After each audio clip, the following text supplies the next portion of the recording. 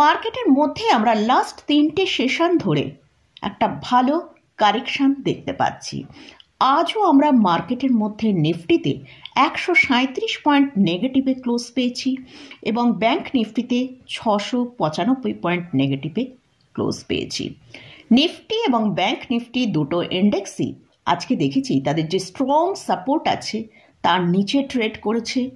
এছাড়াও mid cap এবং small cap ইন্ডেক্সেও কিন্তু আজকে ভালো প্রফিট বুকিং এসছে, সেখানেও কিন্তু একটা ভালো কারেকশন আমরা দেখতে পেয়েছি। তো নিফটি ব্যাংক নিফটি নিয়ে ডিসকাস করব। এছাড়া দুটো স্টক নিয়ে আপনারা আমার ভিউ জানতে চেয়েছেন, সেই সব স্টকগুলো নিয়ে আলোচনা করব। তাহলে ভিডিওটা শুরু করা যাক। শেয়ার শেখো চ্যানেলের পক্ষ থেকে সকল বন্ধুদের স্বাগত জানাই। আর চ্যানেলে যদি ফার্স্ট টাইম ভিজিট করে থাকেন তাহলে অবশ্যই চ্যানেলটা সাবস্ক্রাইব করে নেবেন আর পাশে থাকা বেল আইকনটা প্রেস করে রাখবেন। আমি ভিডিও আপলোড করার সাথে সাথে আপনাদের কাছে ভিডিওটা পৌঁছে যাবে। আজকে আমরা ইভিনিংয়ে ইউএস ফেডারেল রিজার্ভের পলিসির অ্যানাউন্সমেন্ট আসবে, সেদিকে আমাদের সকলেরই ফোকাস থাকবে যে ফিউচারে ইন্টারেস্ট রেট কোন দিকে মুভ করবে। আশা করা হচ্ছে যে 25 বেসিস পয়েন্ট ইন্টারেস্ট রেট কাট হতে পারে। এছাড়াও পাওয়েল স্যারের কমেন্ট্রি কিন্তু খুবই ইম্পর্ট্যান্ট। তিনি কীরকম কমেন্ট্রি দেন সেটার ওপর কিন্তু মার্কেট অনেকটাই মুভ করবে।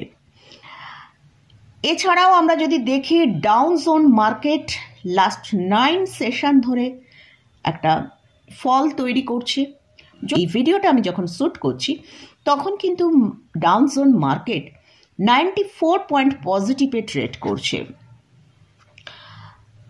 আর এফআইএসরা কন্টিনিউ মার্কেটের মধ্যে সেলিং করছে, এর জন্যই কিন্তু আমরা মার্কেটের মধ্যে এতটা সেলিং দেখতে পাচ্ছি। আজকে নিফটি 137 পয়েন্ট নেগেটিভে অর্থাৎ 24,198তে ক্লোজ হয়েছে।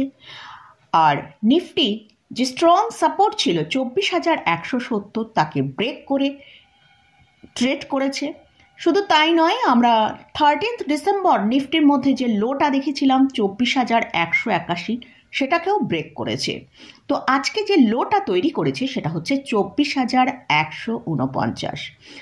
তো নিফটির মধ্যে এই যে লোটা তৈরি হয়েছে এটা কিন্তু মার্কেটে আরও বেয়ারিশনেস আসার চান্স রয়েছে। তো নিফটির মধ্যে যে এই লোটা তৈরি হয়েছে আমাদের ওয়াচ রাখতে হবে যে আগামীকাল আজকের লোকে ব্রেক করে নিফটি ট্রেড করছে কি না। তো নিফটির জন্য এখন যেটা সাপোর্টের কাজ করছে সেটা হচ্ছে 24,050 থেকে 24,000। যদি নিফটি এই 24,050 থেকে 24,000 এই সাপোর্টটা মেনটেন করতে পারে তাহলে হয়তো একটা ছোট করে বাউন্স আসতে পারে। এবং আমাদের অবশ্যই আজকে ফেডের কি আউটকাম আসছে এবং ডাউন জোন কিসে ট্রেড করবে, মানে ক্লোজিংটা ডাউন জোনের ক্লোজিং কিন্তু খুবই ইম্পর্ট্যান্ট। তার উপর বেস করেই কিন্তু আগামীকাল আমাদের মার্কেট কোন দিকে মুভ করবে সেটা আমরা ওপেনিং টাইমে দেখতে পাবো।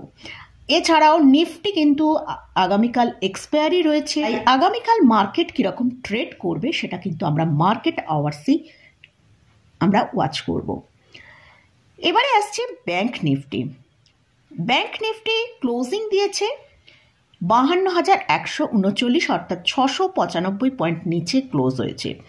ব্যাংক নিফটি 52,500কে ব্রেক করে নিচের দিকে ট্রেড করেছে। নিচের দিকে 52,010 পর্যন্ত নিচে এসেছিল। ক্লোজিং টাইমে 52,000কে সাপোর্ট রেখে 52,139-এ ক্লোজিং দিয়েছে।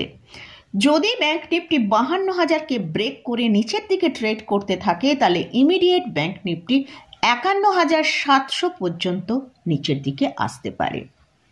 তো এটা গেল নিফটি এবং ব্যাংক নিফটি নিয়ে আলোচনা করলাম। এছাড়াও দুটো স্টক নিয়ে আপনারা আমার ভিউ জানতে চেয়েছেন, সেই স্টক দুটো নিয়ে আলোচনা করব। ফার্স্ট যে স্টকটা নিয়ে আলোচনা করছি সেটা হচ্ছে ক্রিসেল। এই স্টকটা নিয়ে কয়েকদিন আগেই আলোচনা করেছি। এই স্টকের এখন কারেন্ট প্রাইস চলছে 5,850। এই স্টকটা আজকে 1.12% পর্যন্ত মুভ করেছে। এই স্টকটা কিন্তু একটা মানে আপ ট্রেন্ডের মধ্যে এখন চলছে। আর এই স্টকে আমরা 5,600 টাকার কাছে একটা ব্রেকআউট দেখেছিলাম এবং সেই ব্রেকআউটে স্টকটা ওপরের দিকে 5,918 টাকা পর্যন্ত মুভ করেছে। তো স্টকটা যতক্ষণ 5,650-এর ওপরে আছে সেক্ষেত্রে কিন্তু স্টকের মধ্যে আপসাইড মুভ আসতে পারে। আর যদি 5,650 টাকা ব্রেক করে সেক্ষেত্রে কিন্তু স্টকের মধ্যে আমরা একটা ভালো সেলিং দেখতে পারি। আর স্টকটা লাস্ট এক বছরে 33% র্যালি দেখিয়েছে। তো স্টকে যদি নতুন করে বাই করতে চান তাহলে একটু ওয়েট করা উচিত। স্টকটা যদি তার 5,500 লেভেলটা ব্রেক করে নিচের দিকে আসে, নিচের দিকে 5,000 থেকে 5,200 এই রেঞ্জের মধ্যে যদি স্টকটাকে পাওয়া যায় তাহলে আবার নতুন করে বাই করাটা বেটার হবে, কারণ স্টকটার মধ্যে আমরা লাস্টে এক বছরে 33% র্যালি দেখেছি, তাই কারেকশানে বাই করাটা বেটার।